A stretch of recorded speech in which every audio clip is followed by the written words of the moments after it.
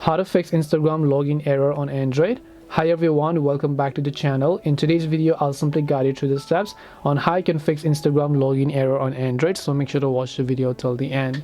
So if you're not being able to log in and you've been having a login issue, the very first thing I want you to check is simply your internet connection.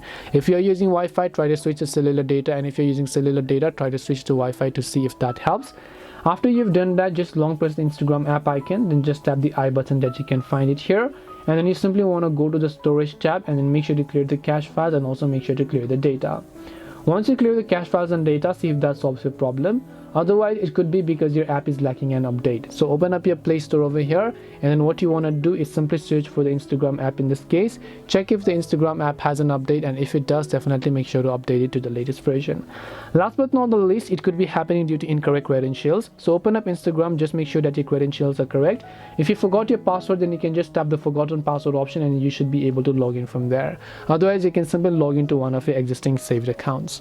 So hopefully one of these may have helped solve your problem as to how you can fix Instagram login error on Android. If you have got any questions, then feel free to leave them down. Thank you very much for watching till the end of this tutorial, and see you soon in the next video.